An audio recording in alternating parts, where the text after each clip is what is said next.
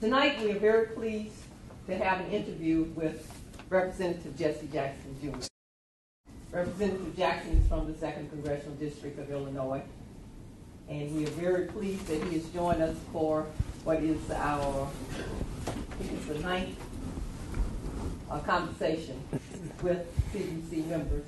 And these, what we decided to do was there were 13 original members of the CDC, and we're trying to take 13 of the sitting members to address some of the issues that were relevant to the original 13. And so we are very pleased that Representative Jackson has agreed to participate with us tonight and to share some of his insights and to share some things about his career with you tonight. To tell you a little bit about the Avoice project, it was started by the foundation in 2005, and it was launched in 2006, and it is the premier source of information on African American legislative history. So it looks at the legislative achievements of the caucus and also those black members of Congress who served since the 1860s. It is divided into exhibits, and we have several exhibits. One, when you visit avoiceonline.org, you'll be able to see them. They are the origins of the Congressional Black Caucus, the making of the Martin Luther King Holiday Bill, the anti-apartheid movement, the Voting Rights Act, the education policy, which we launched last year, environmental justice, as well as we have a For Educators section where teachers and educators can come and download lesson plans based on these great achievements for the government social studies classes. And we're also preparing an exhibit to launch later this year, on criminal justice. So we're really looking forward to digging deep into the archives and of current and past members, finding out what achievements that our Black Congresspeople have made in that. Today I also want to introduce our panel today. First I want to introduce Paul Brathwaite. He is going to be the interviewer. He provides invaluable strategic counsel to the Podesta Group clients on transportation and labor issues. So he's particularly suited for this event tonight. Before joining Podesta Group, though, he served as the executive director of the Congressional Black Caucus, where he coordinated the group's domestic and foreign policy initiatives. During the Clinton administration, Paul served as Deputy Assistant Secretary for Labor for the Employment Standards Administration, and earlier in his career, he worked at the Department of Transportation's General Counsel Honors Program. He has also worked as a staff member for Representative Tom Carper of Delaware, who was then, and also House Representative Mike Castle, and former New York Governor Mario Cuomo. He's a Delaware native, and he holds a Juris Doctorate and a Master's in Public Policy from Duke University and a Bachelor's from Delaware State University. Welcome. Thank you.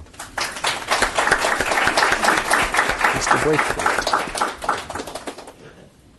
And now for our esteemed colleague, a member of Congress. Representative Jesse L. Jackson Jr. began his service on December 12, 1995 as the 91st African American elected to Congress. So those of you who are interns, this will be a quiz tonight. Representative Jackson sits on the House Appropriations Committee, serving on the Subcommittee on Labor, Health and Human Services and Education, and the Subcommittee on State, Foreign Operations, and Export Financing. As a member of the Labor, Health, and Education Subcommittee, he has fought to eliminate health disparities, so definitely on the forefront of these latest battles that we've had. As a member of the State Foreign Operations Subcommittee, Representative Jackson has led the efforts for development and humanitarian assistance in sub-Saharan Africa. He was born on March 11th. Do you want me to tell you? Go right ahead. 1965, in the midst of the voting rights struggle. He's the son of the famed civil rights leader and spent his 21st birthday in a jail cell in Washington, D.C. for taking part in a protest against apartheid in the South African embassy. Years later, he was on stage with Nelson Mandela during his historic speech following a 27-year imprisonment in Cape Town. In 1987, Representative Jackson graduated magna cum laude from North Carolina A&T University with a bachelor's degree in business management, 3 years later, he earned a master's in theology from Chicago Theological Seminary. And then in '93, received his Juris Doctorate from the University of Illinois College of Law. He's received numerous honorary doctorate degrees and co-authored 4 books. He lives in Chicago with his wife, Sandy, and daughter, Jessica, and son, Jesse III. Thank you, John. Welcome. Thank you.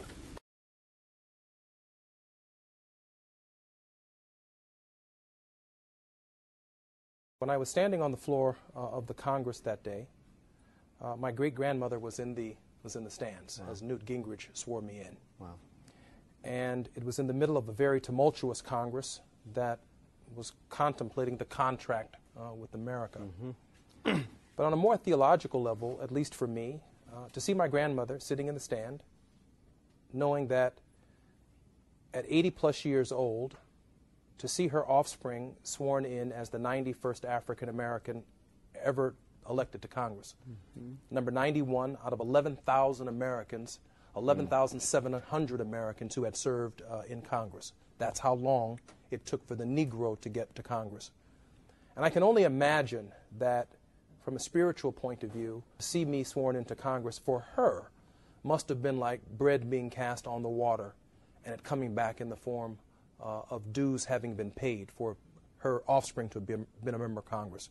For her, it must have been an extraordinary accomplishment to see that one's life work, the capacity of America to change, to allow through the legal process African Americans to serve in Congress. It must have been an extraordinary occasion. As for me, it was about going to work. It was about turning the tide of a very vicious Congress, a very vicious states' rights Congress led by Newt Gingrich, and all of the ideological precepts that undergirded the movement that undermined social progress for all people.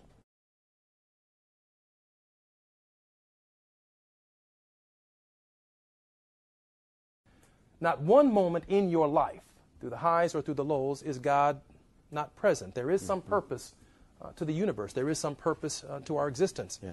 And so, if we believe that, then God was present in 1619, when 19 slaves arrived in Jamestown, Virginia. I call this the pre-construction phase of American history, from 1619 to 1776.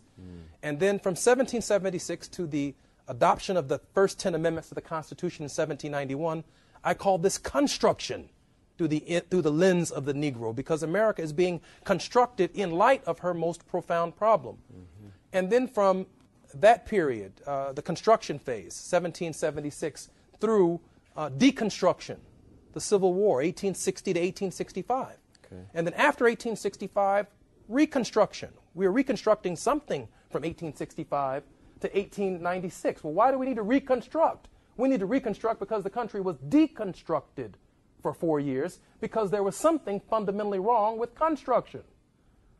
All of that history comes from the perspective of the Negro. And then there is Jim Crow from 1896 to Brown versus the Board of Education. And Brown versus the Board of Education starts second Reconstruction.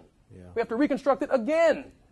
And even as Barack Obama has emerged as the President of the United States, with that history, it tells us that America is in bad need of a third Reconstruction that guarantees everybody health care and guarantees everybody housing and that guarantees everybody a decent education.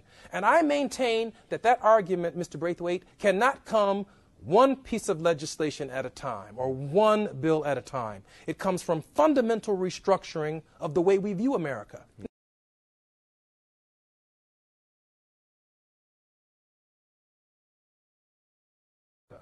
That is, under the logic of states' writers and conservatives in this country, if slavery is a state right, which they argued under the 10th Amendment, and therefore the federal government should not have a role in determining the future of the Negro, then we were supposed to go as a people one state at a time to achieve our freedom. But it simply did not work. So only in amending the Constitution of the United States with the 13th, 14th, and 15th Amendment did we establish the principle of human rights in America. If slavery is a state's right, then states' rights cannot be human rights. No matter what human rights activists in America say about what constitutes their human right, the principle is established through the Negro. If slavery is a state's right, then states' rights cannot be human rights. And as long as health care is a state's right, it is not a human right. As long as education in this country is a state right, it is not a human right. As long as the environment is a state's right, it is not a human right. Only in adding these amendments to the Constitution do we begin the process of transforming America and establishing a new principle of human rights. And so I've been in Congress now for 16 years, and I don't, quite frankly, expect, given the nature of American education, for all Americans to buy into the presupposition that constitutes my human right. It's one thing if we pass the Health Care Reform Act as a piece of legislation which the court can determine to be unconstitutional, and one state at a time can declare it to be unconstitutional. It's another thing to start the movement to add health care to the Constitution of the United States as a human right. And by adding it as a human right, the second part of the amendment establishes the purpose of the Negro. And the Congress shall have the power to implement this article by appropriate legislation, because you cannot implement anything one state at a time. America is inherently separate and unequal. California is different than Alabama. Alabama is different than Illinois. Illinois is different than New York. New York is different than Virginia. Virginia is different than North Carolina. And in each of these states, somewhere, there's some Negroes fighting for their human rights. But we cannot win that struggle one state at a time. And that is the Negro's burden. It is the logic that he brings to legal discourse, to constitutional discourse, and the role of black people in Congress.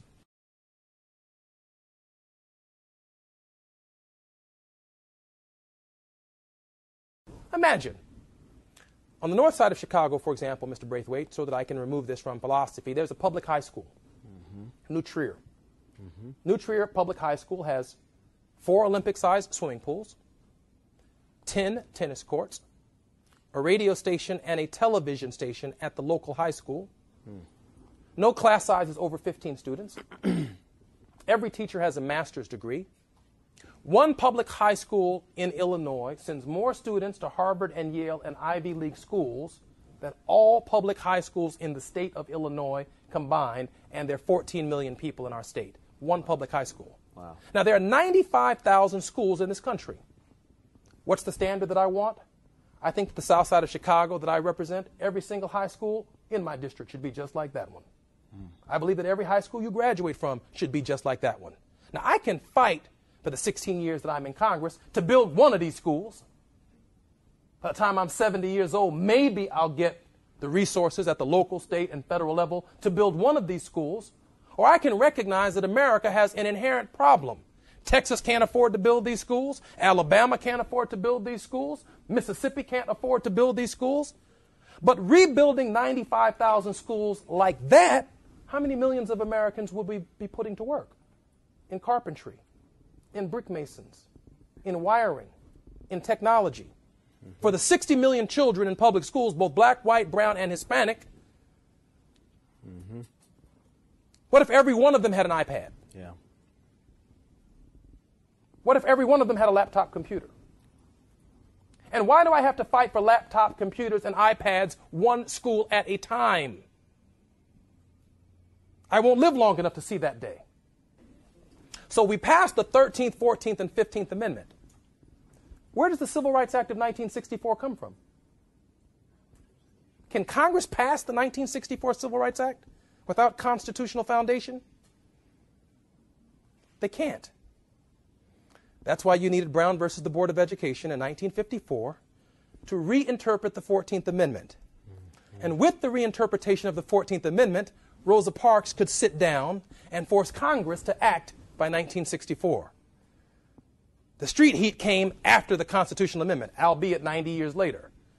So what does Dr. King recognize from Selma to Montgomery? That we passed the 15th Amendment, but Congress hasn't acted yet. Therefore, the Voting Rights Act of 1965 becomes the focus of the movement. So the acts of Congress come from the constitutional foundation that our ancestors paid the price for to put in the Constitution. Without the 1964 Civil Rights Act or the Voting Rights Act of 65, there's no Jesse Jackson Jr. in Congress, who served as the co-chairman, along with the late Senator Paul Simon, of Barack Obama for Senate in the state of Illinois, who then served as the national co-chairman of Barack Obama for President of the United States in Illinois. So the foundation of who Barack is comes from the understanding that our ancestors paid in order to make the Constitution a reality. Without it, there is no Barack. That understanding has to be on your mind every single day that you're on the floor of this legislature.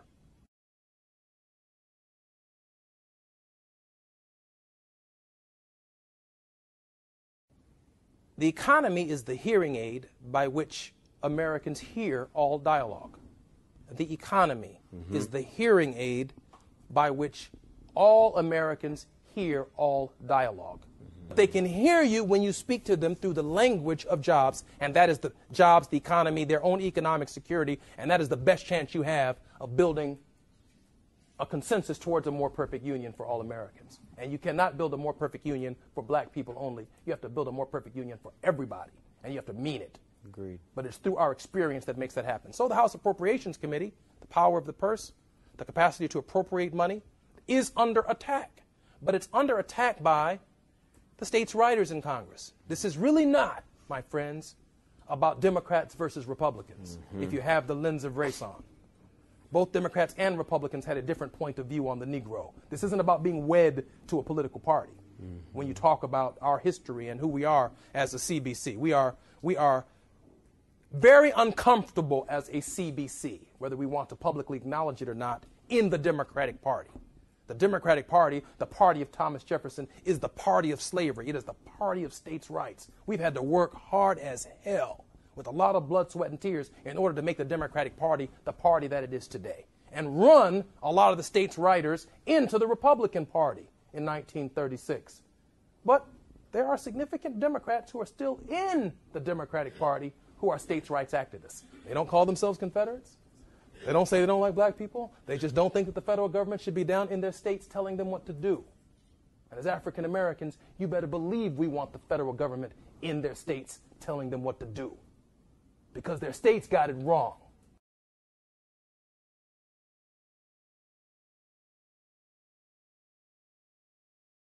Rather than having 40 acres and a mule or 40,000 acres and a mule,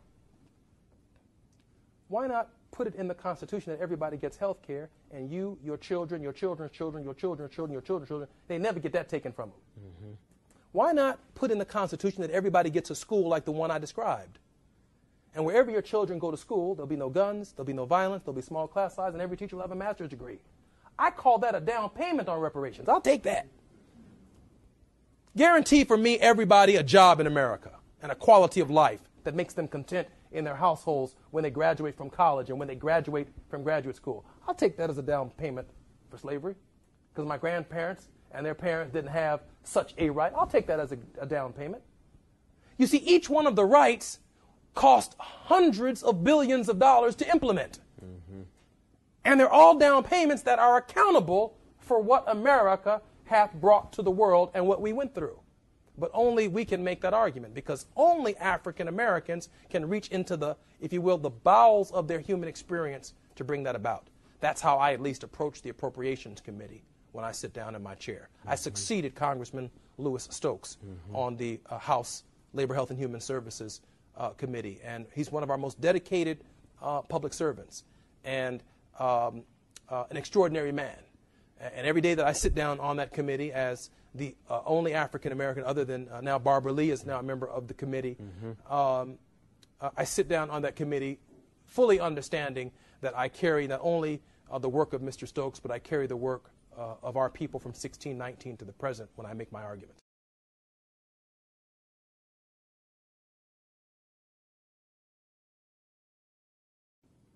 Not to criticize what occurred 40 years ago, or what even may or may not have occurred just a couple of short weeks ago, in the presence of either Lyndon Baines Johnson or in the presence of President Barack Obama. There is a behavior that is not commensurate, from my perspective, with who we are and what we should be demanding. Now, I say that because from the writing of the Constitution to the adoption of the 13th Amendment in 1865, that's a struggle about the Constitution. from the writing of the Constitution to the adoption of the 14th Amendment in 1866, 67, that's about the Constitution. From the writing of the Constitution to the 15th Amendment, 1870, that's about the Constitution. From the writing of the Constitution to women suffragettes fighting for the right to vote for women in the 1930s or thereabout, that's about the Constitution. Now, what I can't figure out is why from the writing of the Constitution to the present, we don't have a constitutional agenda. Mm. I can't understand why we stop fighting to change the Constitution and why we fight for things less than changing the Constitution. God's only giving you about 70 years. That's about all you get. Mm. You get about 80 years. You can fight for something major and have a lasting legacy. You can fight for a little bill that's just a matter of time before Congress overturns it or the court strikes it down, and then you get some laudits associated with a piece of legislation, or you can fight for the whole thing. You can fight for the whole thing or a piece of it. I've chosen, and everyone has to make this conscious decision in their own life. What are you going to do with your 70 years? What is the best use of your time? And I argue the best use of my time is fighting for the whole thing. At least maybe some group, some people who may be touched by what I have to say will join me in the struggle to fight for the whole thing. And then we're gone. And what is the legacy that we leave? What is it about?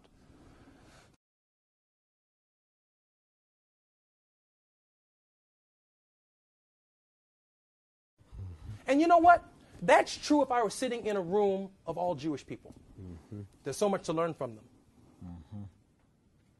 What they all have in common is once a year for a week, they do something called the Passover, where they reflect upon the history of their people from slavery to the present for 3,000 years. They go through all of it, all the way through the Holocaust to the present. And then they have a dinner called a Seder, where they sit down and eat the food that their ancestors ate in slavery to remind themselves of the bitterness of slavery. And no matter where they are as Jewish people in the world, that's what they do that week. Well, that's their process out of slavery. Because you're Democrat, Republican, male, female, liberal, or conservative, what we lack is the one story from 1619 to the present that identifies who we are. You can still be the Republican. You can still be the Democrat. You can still be the liberal. You can still be the conservative. But for once a week, one time a year, we need to reflect on everything we've been through so we can remind ourselves what page we all need to be on when it comes to people messing with us. That's the lesson. That's the lesson. And if 43 blacks in Congress got that lesson, our community would be moving at an accelerated pace. We would do exactly what Dr. King said we would do. We would speed up the day when all of God's children, white men and black men, will be able to say exactly what Dr. King said. Free at last, free at last. Thank God Almighty, free at last.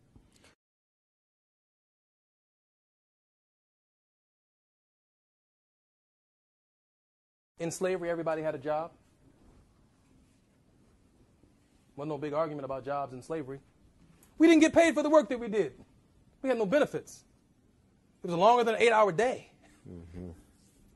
So the ramifications of slavery obviously denied us upward mobility. Mm-hmm. So obviously every member of Congress, everyone on the floor of the Congress who's had that experience has to fight for the highest possible compensation for African Americans and for all Americans that we can achieve at any given moment so that you might fulfill the highest potential of who you can be. That grows right out of our experience. Anything short of that is unacceptable. You've given up some cool points being on our side of the community if you're not fighting to get everybody a job and have them paid commensurate with the quality of the work that they do. That's you see how far I had to reach back to make the case about everybody working? Mm-hmm. But today we need working conditions that are not like those. I cannot escape what happened here when I make this advocacy. Mm-hmm. It is the strength of what happened here that gives me the courage to make this advocacy. I don't get to abandon this history to make this advocacy. Mm-hmm. It is this history that I bring with me to make the case for the living wage.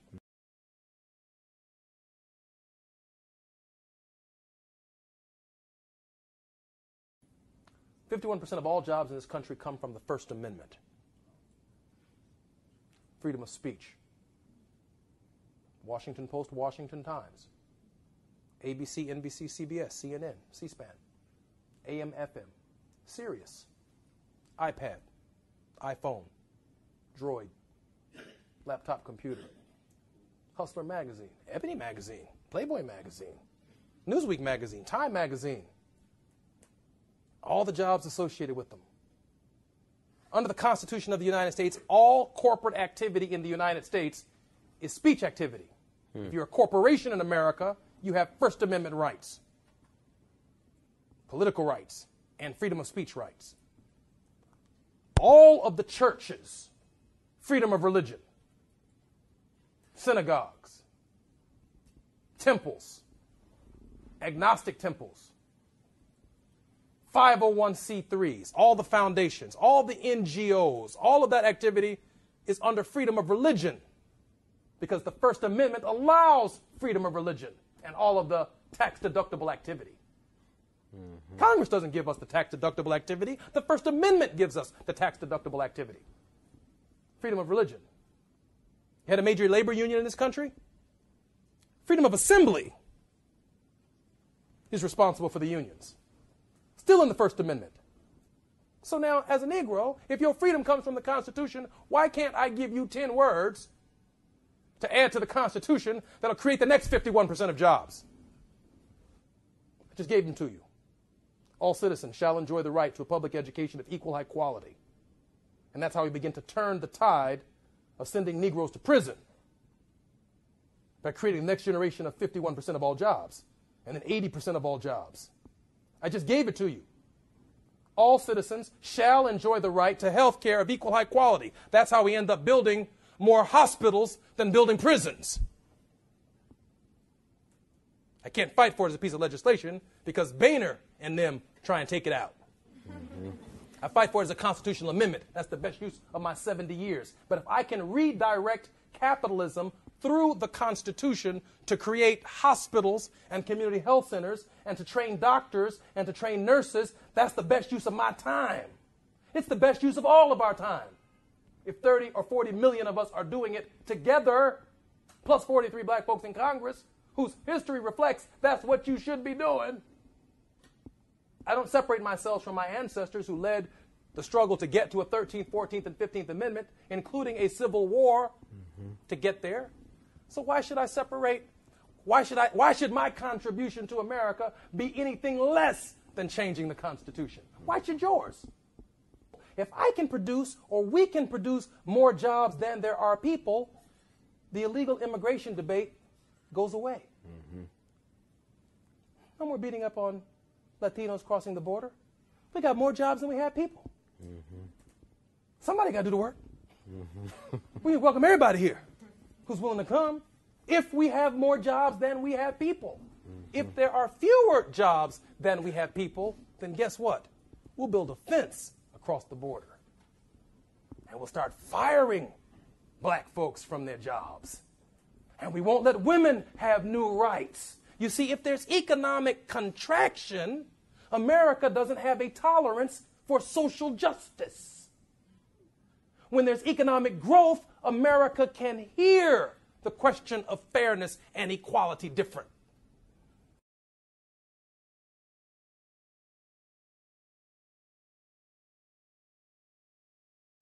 So, what's the difference between the CBC today and the CBC 40 years ago? 40 years ago, there was relatively low unemployment, and America could hear our struggle for fairness and justice. Today, there's high unemployment, and they don't want to hear anything you got to say about your action, affirmatively or negatively. They don't want to hear anything about your special black college. They don't want to hear no special preference for you. You don't get no special preference if everybody's hurting. Everybody's struggling together when everyone's hurting. So we have an obligation to make sure the economy is growing for everyone so we can demand what's due us. But it has to be growing for everybody now. It can't just be growing on our side of town. It has to be growing for everybody. So I have to fix the economy to get our struggle back on track. Because America doesn't want to hear about our struggle until the economy is doing well. And then once the economy is doing well, then I'm in the best position to say, you know what?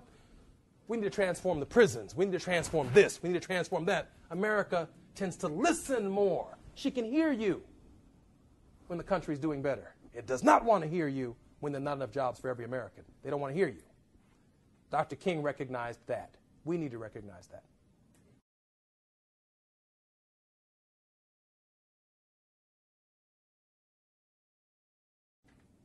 Well, I wouldn't be arrogant about it, but I would recognize that you have been exposed to something very unique on Capitol Hill. You've been exposed to very powerful and influential people. And these are powerful and influential people who've made an extraordinary contribution. But just because they've made the extraordinary contribution doesn't mean that you can't. It's not that complicated. Mm-hmm. You can go back home and you can serve to be great. You can serve people and earn the trust of our people. And if you earn the trust of our people, you too will get elected to Congress. There's nothing special about me being here. There's nothing special about my predecessors being here. Anybody can do this. Anybody who earns the trust and the respect of their community, and the people believe in you, and you honor them, and you don't disappoint them, and you earn their trust and their confidence, they too will send you to Congress. And they will send you to even greater things if you earn their trust and their respect. Don't spend your time on Capitol Hill thinking that there's some people here who have reached a plateau that you yourself cannot achieve in your life. That's just not true. It is you. And you ought to be thoroughly empowered by what you've seen on this hill. Oh, yeah, we're human just like y'all. We go through all the problems just like everybody else. We hang out just like y'all. We can't wait to get out of this program that we're doing right here because we got other things to do tonight, and we're just being kind, listening to the congressman just like y'all. I got other things to do too, just like y'all. There's nothing different about who we are except we have a commonality and a common purpose and a genuine desire to serve. Mm-hmm. You too can adopt that genuine desire to serve. And as Dr. King again once said, in service there's power. Not everybody can be famous, but everybody can be great because everybody can serve. And he who amongst you, or she who amongst you, is the greatest servant shall be exalted. He who among you can outserve everybody else will be exalted. And I really think that's the key to greatness. Thank you. Well, let's thank you for serving.